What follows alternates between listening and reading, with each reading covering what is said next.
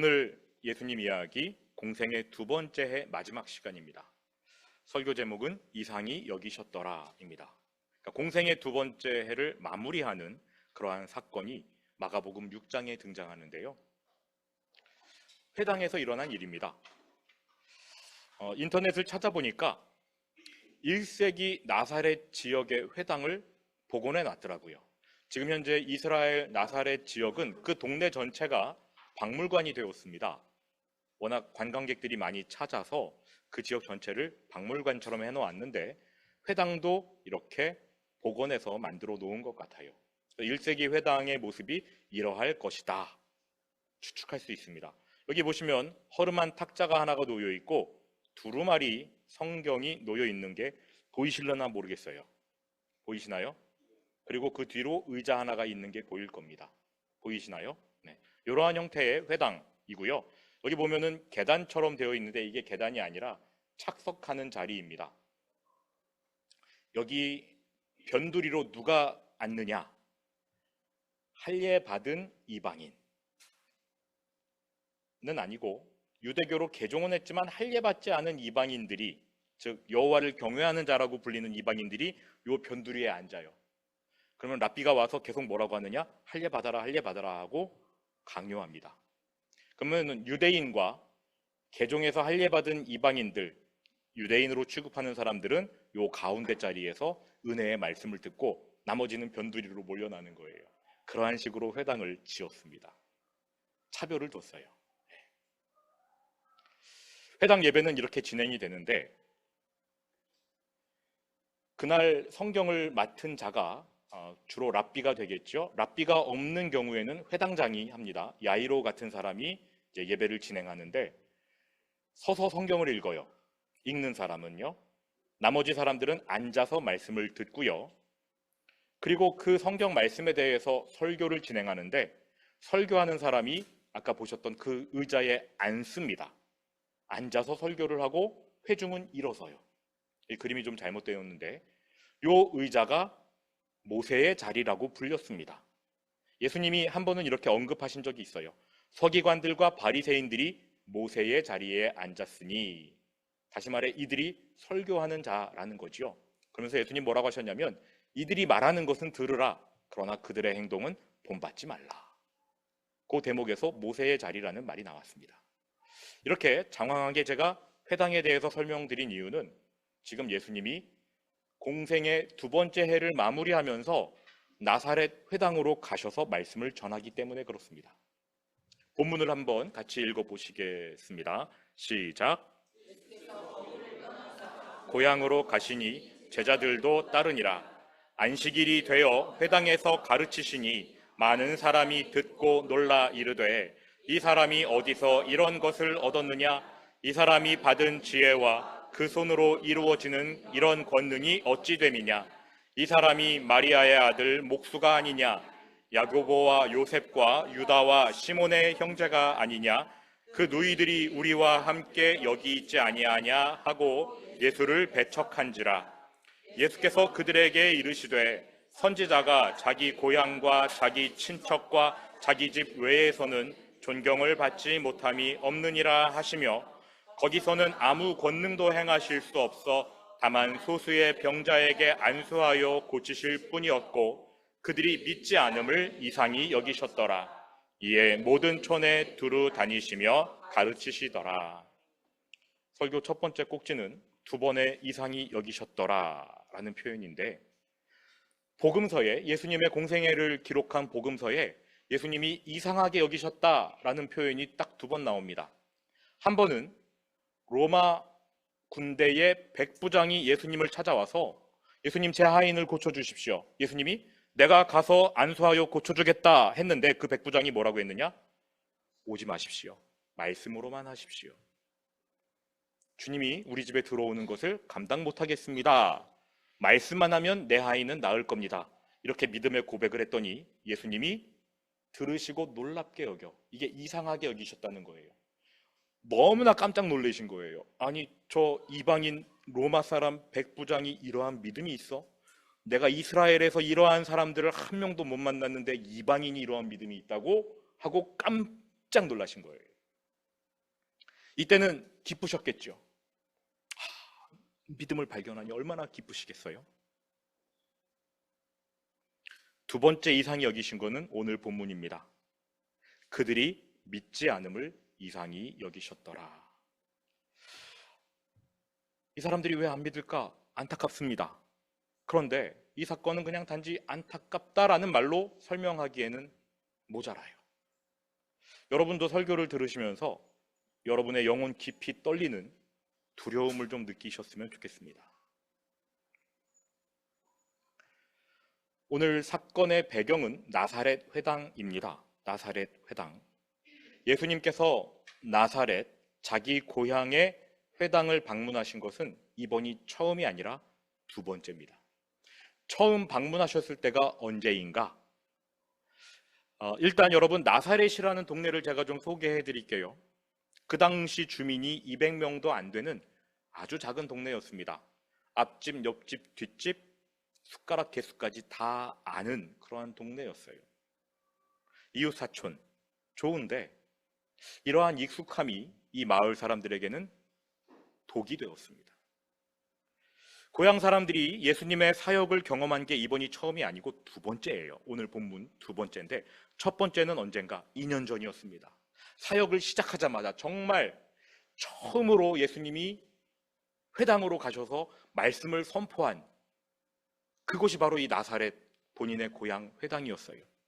그때는 주의 성령이 내게 임하셨으니 이렇게 시작하는 이사야의 성경을 펼치시고 오늘 이 말씀이 너희 귀에 응하였다 라면서 내가 바로 그 메시아다 선포하셨습니다. 이때 고향 사람들의 반응이 어땠을까요? 누가복음 4장 22절 그들이 다 그를 증언하고 그 입으로 나오는 바 은혜로운 말을 놀랍게 여겨 이르되 와, 말씀이 감동적이야. 나 은혜 받았어 했던 거지요. 그런데 그 다음 말이 뭐였어요? 이 사람이 요셉의 아들이 아니냐? 이건 무슨 뜻일까요? 이건 무슨 뜻일까요? 단지 그냥 사람이다 정도가 아닙니다. 우리 옆집 사람이잖아. 내가 그 집 알아. 거기 가난해. 거기 별 볼 일 없어. 이거예요. 예수님의 메시지를 듣고 감동받아서 정말 하나님 은혜이구나 라고 생각했는데 알고 보니 예수님의 출신 성분이 흙수저인 거예요. 심지어 요셉은 이때 죽었습니다. 죽은 지 오래돼서 예수님이 가장 노릇을 하다가 공생애를 시작하신 거였거든요. 야, 저 사람 저거 요셉의 아들 아니냐? 가난뱅이 아니야? 이런 거예요. 예수님이 뭐라고 답하시는가? 선지자가 고향에서는 환영을 받는 자가 없느니라. 내가 참으로 너희에게 이르노니 엘리야 시대에 하늘이 3년 6개월간 닫혀 온 땅에 큰 흉년이 들었을 때에 이스라엘에 많은 과부가 있었지만 엘리야가 그중 한 사람에게도 보내심을 받지 않고 오직 시돈 땅 사르밧 과부 사렙다의 한 과부에게 뿐이었으며 또 엘리사 선지자 때에 이스라엘에 많은 나병 환자가 있었으나 아무도 깨끗함을 얻지 못하고 아람 사람, 수리아 사람, 나만 장군만 깨끗함을 받았느니라. 이게 무슨 뜻이죠? 엘리야 어느 나라 사람입니까? 이스라엘 사람. 이스라엘 민족이 엘리야를 존귀히 여겼어요? 무시했습니다. 심지어 이세벨 같은 사람 아합 왕은 엘리야를 어떻게 하려고 했어요? 죽이려고 했어요. 아무도 엘리야를 보호해주지 않아요. 무시했던 거예요. 그러니까 하나님이 엘리야를 어디로 보내십니까? 시돈 땅, 이방인의 땅에 보내서 거기서 은혜를 베푸셨다는 뜻이에요. 엘리사 엄청난 기적을 펼친 선지자지요. 사람들이 엘리사를 존귀히 여겼을까요? 여기지 않았습니다. 그래서 예수님 말씀하시기를 이스라엘에 수많은 나병 환자가 있었지만 하나님은 그 나병 환자들 한 명도 고쳐주지 않고 이방인 나만만 고쳐주셨다 이렇게 얘기하고 계시는 거예요. 이 내용이 무슨 뜻이죠? 예수님이 고향에 와서 설교를 하니까 고향 사람들이 환영하고 존귀히 여긴 게 아니라 야, 쟤 가난하잖아. 쟤 볼품없는 사람이잖아. 출신 성분이 안 좋잖아 하면서 거절했지요. 그러니 예수님이 뭐라고 하시는 거냐? 너희도 은혜 받을 자격 없다라고 마을 사람들에게 이야기한 겁니다. 그랬더니 이 마을 사람들이 어떻게 반응하느냐?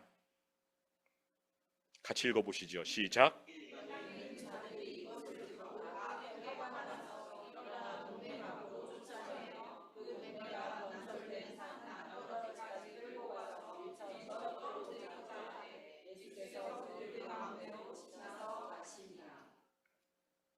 은혜의 말씀이라고 생각했던 이 사람들이 갑자기 돌변한 거예요. 너네 은혜 받을 자격이 없어 라고 했더니 상처받은 거죠. 집까지 꽤 먼데 하면서 예수님 멱살 잡고 낭떠러지로 끌고 갑니다. 낭떠러지로 왜 끌고 갔어요?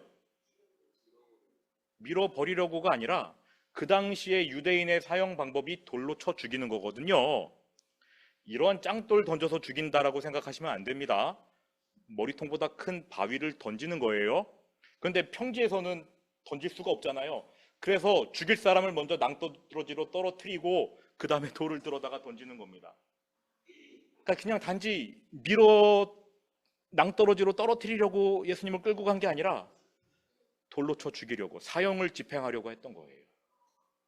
예수님이 사역 초기인데 아무것도 안 하신 상태인데 죽으시면 안 되잖아요. 그래서 삭삭삭삭 피해 나가십니다.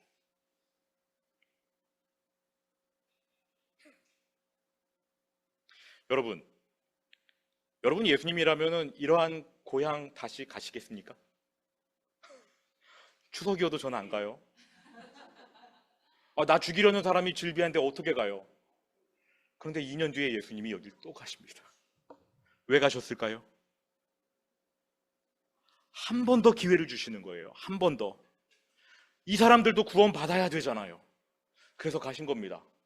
죽음을 무릅쓰고 가신 겁니다. 그러면 이 사람들의 반응 이제 좀 변했을까요? 마가복음 6장 2절, 안식일이 되어 회당에서 가르치시니 많은 사람이 듣고 놀라 이르되 이 사람이 어디서 이런 것을 얻었느냐? 이 사람이 받은 지혜와 그 손으로 이루어지는 이런 권능이 어찌 됨이냐? 설교를 듣다 보니까 또 은혜를 받았어요. 게다가 소문도 들려옵니다. 예수님은 여기저기 돌아다니면서 수많은 기적을 일으켰다. 정말 대단한 분이구나 라고 생각해서 사람들이 모여서 말씀을 듣는데 은혜를 받습니다. 그러다가 도돌이표지요. 같이 읽습니다. 시작.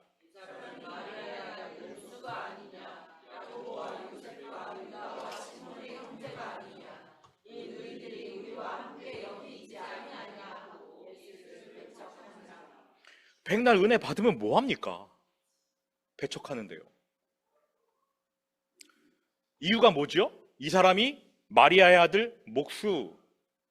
여러분, 이건 그냥 저 사람의 엄마가 마리아야 라고 한 게 아니에요. 이스라엘에서 누군가를 소개할 때는 꼭 아버지의 이름을 대고 그의 아들이라고 표현합니다. 아버지가 돌아가셔도 아버지의 이름을 대고 그의 아들 누구누구 이러는 게 존중하는 거예요. 어머니의 이름을 대고 그 사람의 아들이다라고 하는 것은 경멸의 표현입니다. 게다가 마리아에게는 낙인이 찍혀 있어요. 무슨 낙인? 네? 과부가 낙인 찍히는 게 아니라 무슨 낙인이 찍혀 있죠? 결혼도 안 했는데 임신했잖아요. 약혼 기간에 다른 남자랑 바람 펴서 애를 낳았다. 이러한 소문이 그 지역에 파다했습니다. 그래서 너는 마리아의 아들 아니냐? 이거는 예수님에 대한 경멸적 표현이고 거기에 뉘앙스까지 담은 거예요. 저 사생아. 한 번은 이러한 일이 있었습니다. 바리새인들, 종교 지도자들이 예수님을 막 공격했어요. 예수님이 이렇게 대응하셨습니다. 같이 읽어보시죠.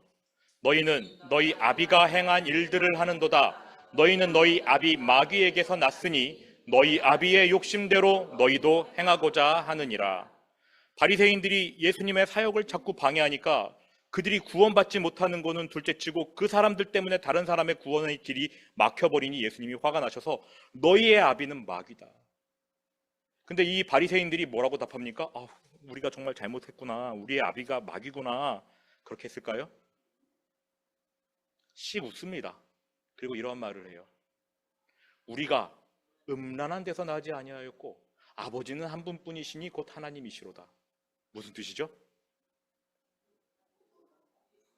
예수, 너는 음란한 데서 나왔어. 우리는 너 같은 그런 더러운 인간이 아니야. 라면서 예수님을 경멸한 겁니다. 네 어미 마리아는 약혼 중에 다른 남자 간음해서 너 임신했잖아. 너 사생아 주잖아. 그러한 주제에 감히 누구의 아버지를 운운해? 라면서 바리새인들이 예수님을 비난했어요. 다시 본문을 보십시오. 나사렛 마을 사람들이 예수님의 설교를 듣고 은혜 받았는데 뭐라고 대답하느냐? 이 사람이 마리아의 아들 목수가 아니냐. 저 사생아 주제에 목수질하는 놈이. 그리고 예수를 어떻게 했대요? 배척했대요. 여러분, 여기 배척으로 번역한 말은 성경 원어의 뜻이 함정에 걸려 넘어지다, 함정에 빠지다라는 뜻입니다. 원래 의미가 스캔들이라는 단어 아시죠? 스캔들. 이게 배척이에요. 원래 의미, 원래 쓰인 단어가 스캔들이었습니다. 우리가 스캔들 하면 주로 추문 혹은 뭐 안 좋은 소식 정도로 생각하는데, 불미스러운 일. 그런데 스캔들의 원래 뜻은요, 그 영화 속에서 보이는 장면들인데, 짐승이 막 지나가다가 뭘 잘못 건드려가지고 그 그물 같은 게 쭉 올라가서 잡는 그런 올무, 그게 스캔들이라는 뜻이에요. 무슨 의미냐면요, 내가 저 사람을 믿었는데 저 사람 이제 더 이상 못 믿게 되는 그러한 함정이 파져 있다. 그게 스캔들입니다. 우린 주로 연예인들에게 스캔들이라는 표현을 쓰잖아요. 그게 스캔들이 아니라 원래는 이 사람을 내가 얼마든지 믿을 수 있는데 못 믿게 만드는 무언가가 있다. 이게 스캔들이에요. 예수님의 동정녀 탄생을 신학적으로 스캔들이라고 말합니다. 실제로 그렇게 말합니다. 십자가의 죽음도 스캔들이에요. 왜요? 예수님은 하나님의 아들이신데 나무에 달린 자마다 저주를 받느니라 하잖아요. 어떻게 하나님의 아들이 저주를 받지? 그래서 스캔들인 거예요. 사도 바울도 예수님의 십자가를 스캔들이라고 했습니다. 믿지 않는 자들에게는 그 십자가가 걸리게 하는 걸림돌이다. 스캔들. 지금 예수를 배척한지라 마을 사람들이 예수님 때문에 걸려 넘어진 거예요. 메시지는 너무 좋은데 얼굴이 개판인 거예요.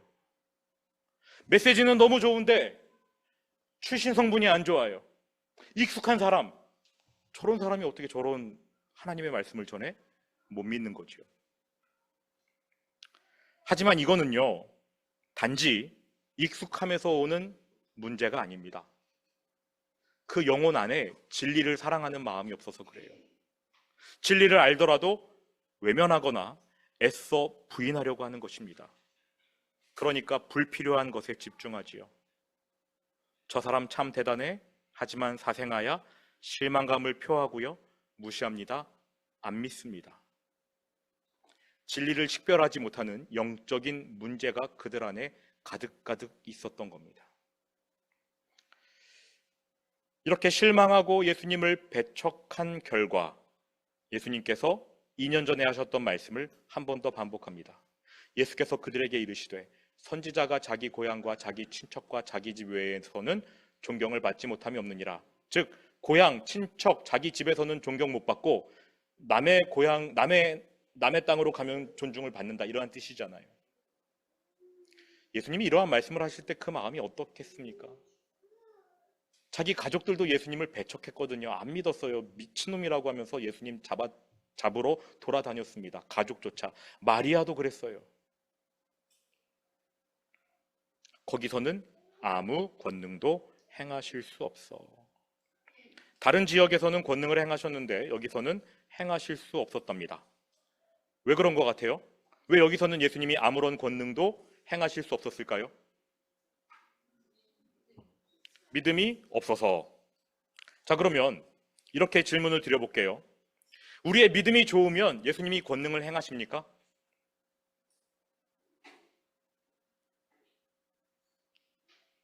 왜 대답을 안 하시죠? 우리의 믿음이 막 최고조에 달해 있어요. 그럼 예수님이 짠 하고 나타나서 너희 조건이 되었으니 내가 권능을 행하겠다고서 권능을 막 행하십니까? 그럼 내가 못 믿고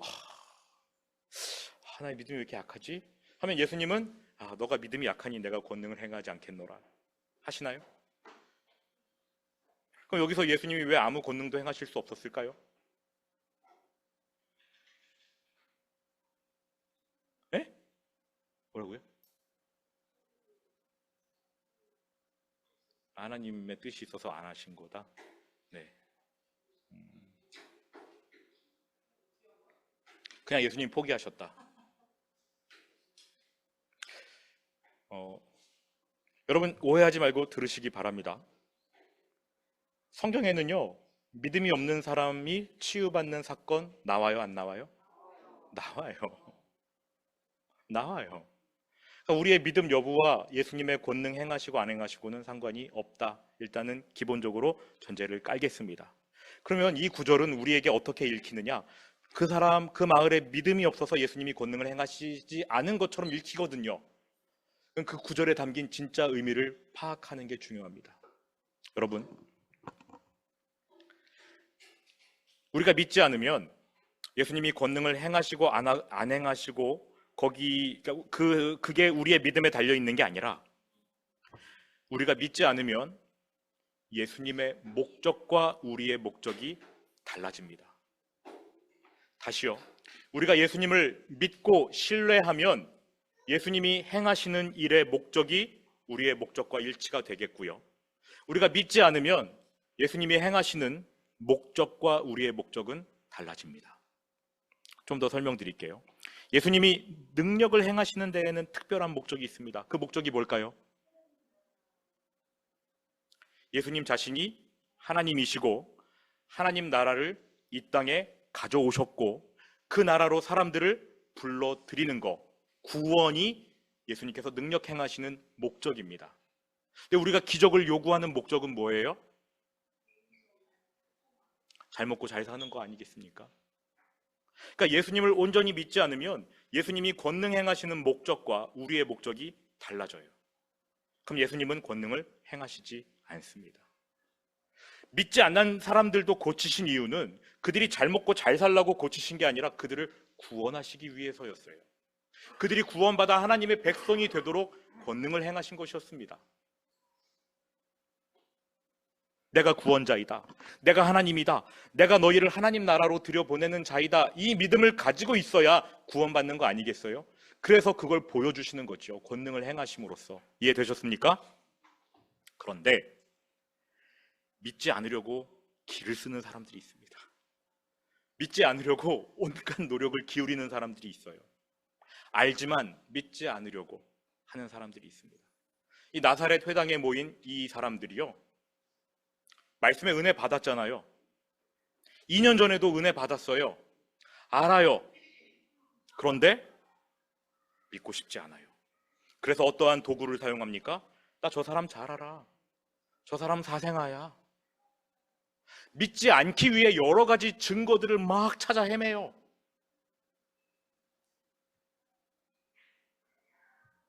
그래서요, 믿지 않으려고 애쓰는 사람에게는 예수님이 권능을 행하셔도 소용이 없습니다. 그 사람들이 기적을 원하는 이유는 딱 하나지요. 그냥 즐겁고 내가 잘 살기 위해서인 겁니다. 여러분, 예수님이 귀신을 쫓고 병 고치고 오병이어 기적을 펼쳤을 때 사람들의 믿음이 견고해졌나요? 예수님이 귀신을 쫓았더니 바리새인들이 뭐라고 말합니까? 저자는 귀신에 집혀서 귀신을 쫓는 것이다. 38년 된 병자를 치유하셨을 때 그 사람은 어떻게 했나요? 처음에는 병이 나았으니까 좋았죠. 종교 당국에 예수님을 고발합니다. 저 사람이 안식일에 저 고쳐서 일하게 했습니다. 저 사람 잡아가세요. 오병이어 기적을 펼치셨을 때 그 사람들이 떡 먹고 배부르게 먹고 좋아해서 예수님을 임금 삼으려고 했지만, 내가 하늘에서 내려온 떡이다, 너희가 나를 먹어야 산다라고 예수님 말씀하시자 그 사람들이 욕하고 떠났습니다. 믿지 않으려는 사람들은요, 무슨 기적을 갖다 줘도 안 믿어요. 한 번은 종교 지도자들이 예수님을 찾아와서 이렇게 말합니다. 당신이 하늘에서 왔다는 사실을 우리에게 보여줄 표적은 무엇입니까? 예수님이 기가 막혀 하십니다. 내가 여태까지 너희들에게 보여준 모든 표적이 있지 않느냐? 무슨 표적을 더 원하느냐? 너희에게 보여줄 표적이 없다. 요나의 표적 외에는 내가 더 이상 보여주지 않겠노라. 왜 그렇게 말씀하셨죠? 보여줘도 안 믿을 거니까. 보여줘도 안 믿을 거니까요. 예수님이 권능 행하시는 것은 우리가 예수님을 믿고 있고 그 믿음이 나의 구원으로 이어지는 데 있어서 여러 가지 어려움이 있을 때 내 믿음을 견고히 해주시기 위해 펼치시는 거예요. 목적은 그겁니다. 구원해 주시는 거예요. 모든 경우는 아니지만 대부분의 경우 예수님이 누군가에게 권능을 행하시기 전에 먼저 물어보십니다. 너가 믿느냐? 내가 믿나이다. 그러면 예수님 뭐라고 말씀하시느냐? 내 믿음대로 될지어다 고 고쳐주셨어요. 그러니까 믿음이 먼저 있었다는 거죠. 혈루증 앓는 여인을 보십시오. 내 믿음이 너를 구원하였노라. 회당장 야이로의 딸, 처음에는 믿음이 없었지만 그 여인이 낫는 것을 보고 믿음이 생겼지 않았습니까? 두려워 말고 믿기만 하라. 믿었어요. 그랬더니 그 믿음을 입증해 주시기 위해 딸을 살려내신 겁니다.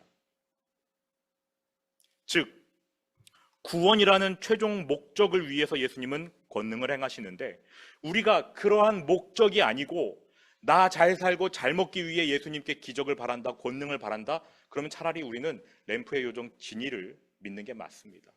적어도 3가지는 들어주잖아요. 예수님은 자기의 목적과 맞지 않으면 하나도 안 들어주십니다. 램프의 요정은 3가지 들어줘요. 그래도 좀 예수님 기적을 행해 주시면 좋지 않을까요? 우리에게 좀 권능을 행해 주시면 좋지 않을까요? 잘 안 풀리던 일이 예수님의 능력 안에서 잘 풀리면 좋지 않을까요? 그럼 제가 더 예수님을 잘 믿을 텐데. 어떻게 생각하십니까? 예수님은 여기에 대해서 굉장히 단호하셔요. 내가 살아나신 예수님의 못자국을 만지지 않고는 믿지 않겠노라 씩씩거렸던 도마에게 예수님이 나타나셔서 야 만져. 그리고 뭐라고 하셨습니까? 너는 나를 본고로 믿느냐? 보지 않고 믿는 자들이 복되다. 기적이 일어나면 좋겠지요. 보고 싶어요. 근데 예수님이 야, 너 이미 구원에 대한 확신이 있잖아. 너 그러한 권능 안 보여도 너 나 믿을 거잖아. 너 성경 믿잖아. 나는 기적으로 너희에게 믿음 심어주는 것보다 말씀으로 믿음 심어주는 거 더 원해. 그게 예수님의 입장이에요. 그래서 제가 이게 확실한 건 아닌데 제 느낌인데요, 구원의 확신이 있는 사람들에게 예수님이 권능을 잘 안 행하십니다. 믿으니까요. 반면에 믿지 않으려고 애쓰는 사람들이 있거든요. 그 사람에게도 기적이 별로 필요가 없어요. 보십시오. 말씀으로 예수님께 주목시키는 것과 이런데 쾅 치고 주목해! 어떤 게 더 좋아요? 선생님들 수업 시간에 학생들이 졸면 어떡합니까? 교탁 치죠? 이게 기적이에요. 그러면 그 순간 잠깐 번쩍하지요. 그리고 한 1분 지나면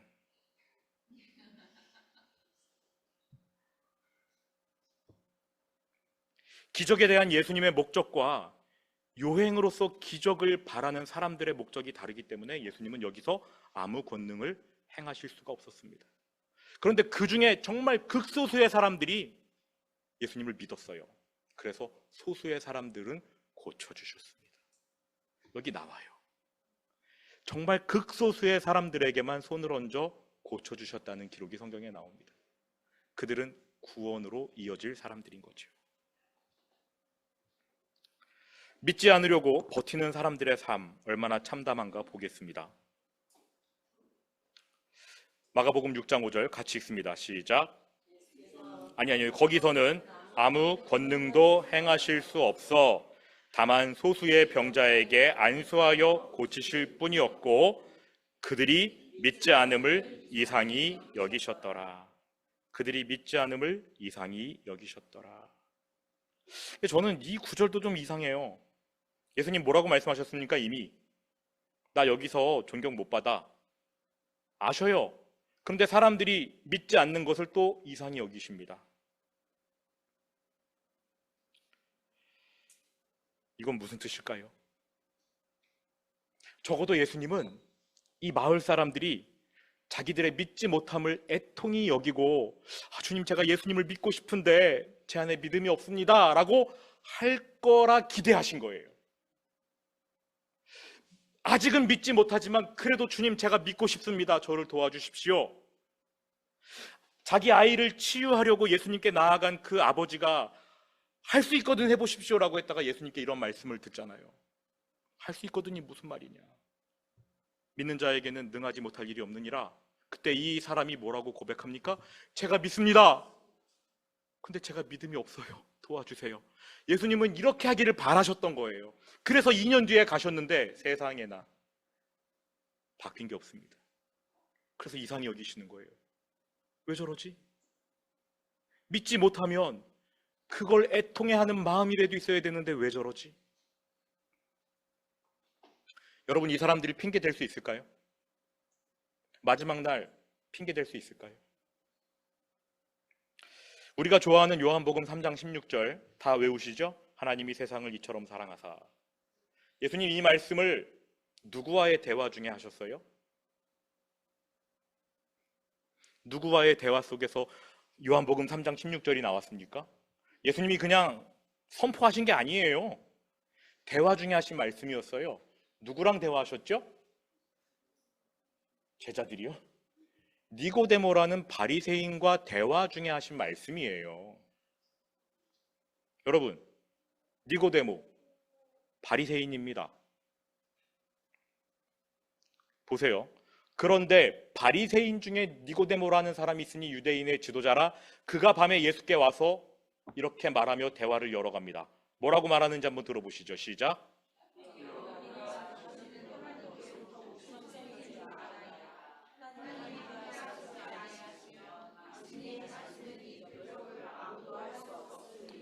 물론 예수님은 요한복음 3장에서 구원의 어떤 놀라운 진리를 말씀하셨지만 저는 3장을 읽을 때마다 슬퍼요. 왜 슬픈지 아십니까? 바리새인 니고데모가 예수님께 말하기를 우리가 누구예요? 우리? 바리새인들이에요. 바리새인들이 예수님을 하나님께로부터 오신 선생인 거 알았어요? 몰랐어요? 알았어요. 그러나 예수님을 믿습니까? 안 믿습니까? 아는데 안 믿어요. 체험도 많이 했습니다. 바리새인들. 예수님이 하나님의 아들이라는 그 증거 다 가지고 있는 사람들이 바리새인이에요. 그런데 안 믿어요. 어떻게 이런 일이 일어날 수 있죠? 어떻게? 저는 너무 슬퍼요. 나중에는 어떻게 변합니까? 바리새인들이 예수님을 욕합니다. 저 예수가 귀신의 왕을 의지하여 귀신을 쫓아낸다. 여러분, 예수님이 하나님께로부터 오신 분임을 알면서 이러한 말을 하는 게 바로 성령 회방죄입니다. 아는데 믿음을 거부하는 게 성령 회방죄예요. 아는데 어떻게든 안 믿으려고 여러 가지 증거를 대면서 나 안 믿을 거야 거부하는 것이 성령 회방죄입니다. 용서 받나요? 못 받나요? 못 받아요. 성령님을 욕하는 게 성령 회방죄가 아니라 예수님을 안 믿는 게 성령 회방죄입니다. 바리새인들은 듣고 이르되 귀신의 왕 바알세불을 힘입지 않고는 귀신을 쫓아내지 못하느니라. 2번이나 이러한 말을 합니다. 바리새인들이 아는데 이렇게 해요. 그래서 예수님이 이렇게 말씀하신 거예요. 너희는 너희 아비 마귀에게서 나왔다. 이 사람들 구원 받습니까? 못 받습니까? 못 받죠. 저는 그래서 요한복음 3장을 볼 때마다 슬퍼요. 이 바리새인들의 영향력은 얼마나 강한지 모릅니다. 이스라엘 일반인들이 제사장 편하게 만날 수 있을까요? 못 만나요. 유일하게 매주 만나는 게 회당에 있는 바리새인들입니다. 그들이 말씀을 가르쳐요. 이스라엘 백성들 예수님 거부하게 되는 것이죠. 다 망가뜨려 놓습니다. 우리는 백날 요한복음 3장 16절 하나님이 세상을 이처럼 사랑하사 이것만 보는데 더 중요한 구절이 여기 나와 있어요. 알고도 안 믿는 사람들이 너무 많다는 겁니다. 아는데 안 믿어요.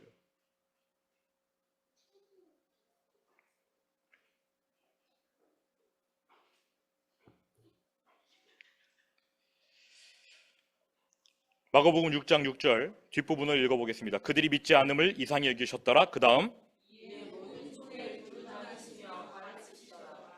여러분, 이게 너무나 참담한 일인데 예수님이 모든 촌에 두루 다니며 가르치셨지만 나사렛은 다시는 방문하지 않으십니다. 끝이에요. 이걸로 끝이에요.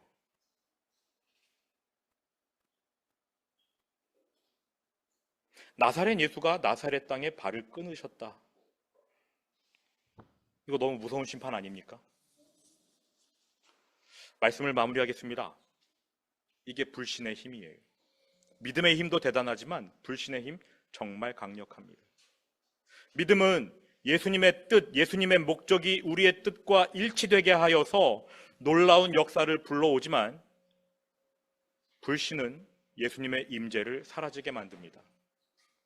다시는 나사렛에 가지 않으시는 예수님을 생각해 보십시오. 여러분, 아담과 하와의 불신, 에덴에서 쫓겨났습니다. 인류를 죄에 빠뜨렸어요. 노아 시대 온 세상의 불신은요, 홍수를 불러들였습니다. 믿지 않는 사람들이야 그럴 수 있다 치겠습니다. 우리 믿는 사람들은 어떻습니까? 우리 예수님께 실망하나요, 안 하나요? 실망하는 이유는 뭐죠?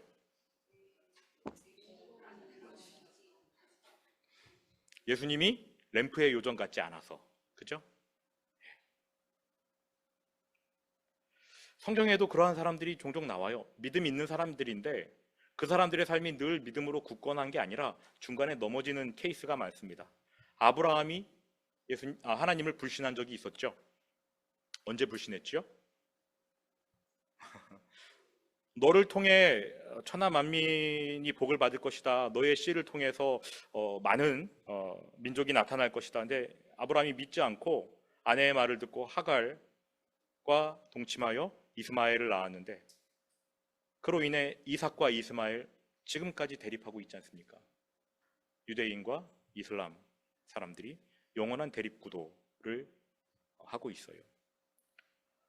대제사장 아론의 불신이 금송아지, 그래서 하나님이 이스라엘 모든 사람을 다 죽여버리겠다고까지 하시는 사태로 이어졌지요. 모세의 불신은요, 그 자신이 가나안에 못 들어가는 결과를 초래했습니다. 여호수아의 불신은요, 기브온 민족과 계약을 하는 참사. 그 나중에 기브온 민족이 그 언약 때문에 이스라엘의 3년간 저주를 불러드립니다. 다윗 시대에 비가 3년 동안 내리지 않았어요. 불신. 이제 예수님의 공생의 둘째 해 사역이 마무리되는데 이 둘째 해 사역을 마무리하는 내용이 불신이라는 게 저는 너무나 가슴이 아파요. 배척합니다. 왜 이런 식으로 마무리했을까요? 마가가 좀 화려하게 수많은 사람이 예수를 따르더라 뭐 이렇게 좀 마무리하면 얼마나 좋겠습니까? 예수를 배척하니라 하고 공생의 인연이 끝나요. 제가 곰곰이 묵상했는데 마가복음이 기록된 시기는요, 기독교인의 박해가 정말 이렇게 활활 타오르던 때였습니다. 그래서 마가가 경고하는 것 같아요. 예수님 믿으면 너네 고생하게 된다. 예수 믿으면 자기 십자가를 지고 죽어야 할지도 모른다. 그런데 불신하면 그 결과는 정말 참담하다. 예수님의 임재가 사라지게 될 것이다. 그러니 낙심하지 말아라. 이렇게 권면한 게 아닐까 저는 그렇게 생각합니다. 지금도 이 메시지가 우리에게 전달되고 있습니다. 여러분은 예수님을 배척하시나요? 다시 말씀드리지만 예수님을 배척한다는 건 나 예수님 싫어 이게 아니라 예수님 때문에 걸려 넘어진다는 거예요. 예수님께 실망한다는 거예요. 예수님 때문에 상심한다는 거예요. 여러분은 예수님을 배척하십니까? 예수님이 내 기도 안 들어주셔도 실망 안 해요?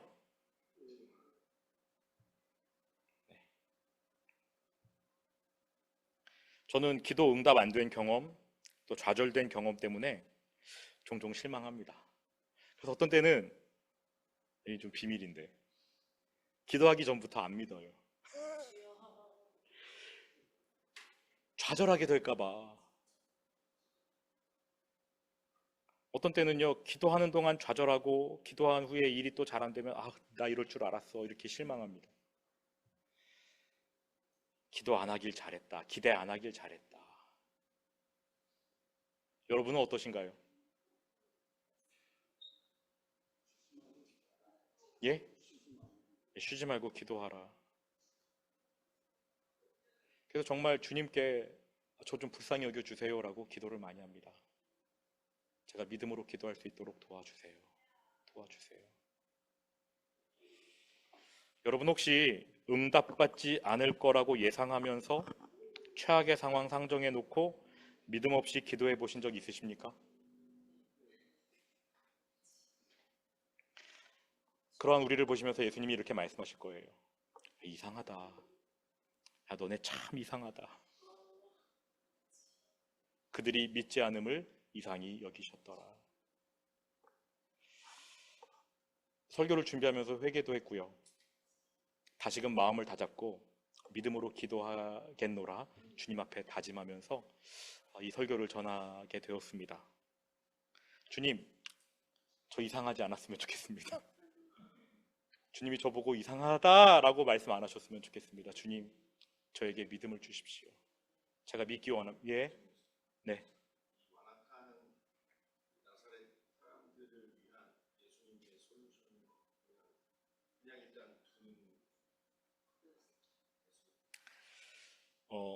예수님이 거기를 이렇게 떠나신 이유는요, 죽을까봐 떠나시는 겁니다. 둘째 해에도 죽을까봐 떠나시는 거예요. 아직 십자가에 달리시면 안 되니까.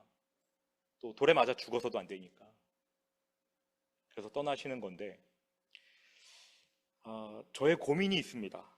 어떤 사람이 믿지 않으려고 저항하면 어떻게 해야 되죠? 어떻게 해야 되죠?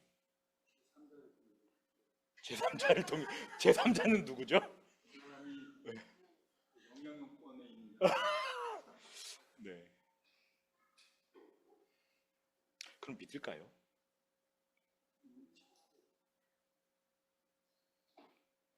우리의 마음에 대해서 주님께 정말 기도해야 될 것 같아요. 성경은 두 가지를 말하고 있습니다. 믿음이 없는 그 마음을 하나님이 변화시키기도 하시지만 믿음이 없는 그 마음을 그냥 내버려 두시기도 하신다. 모르겠어요. 그 질문에 예수님께서 어떤 솔루션을 가지셨는지. 네.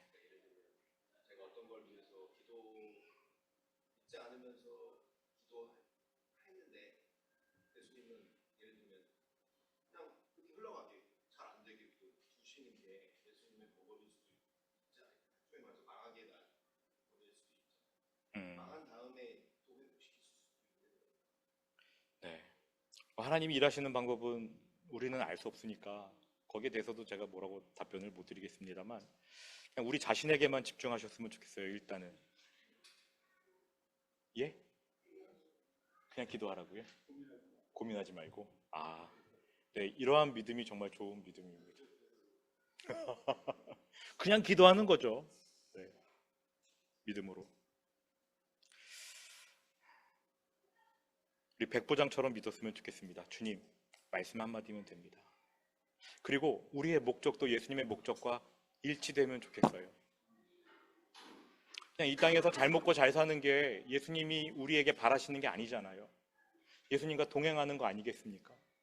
그것을 위해서 기도하신다면 분명히 응답하실 거고요. 그리고 여러분의 가족, 내 자녀, 정말 믿음으로 살아가길 원하신다면 하나님이 그들의 마음 변화시켜 달라고 기도하셔야 될 겁니다. 들어주실 겁니다. 그거는 하나님의 뜻에 맞는 거니까요. 일상의 필요에 대해서도 기도하십시오.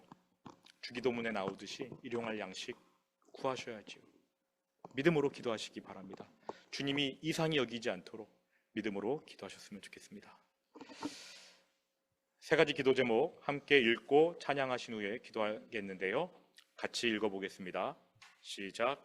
예수님께 실망할 상황이 생기더라도 실망하지 않도록 우리의 마음을 붙잡아 주십시오. 이건 사실 저의 기도 제목이에요.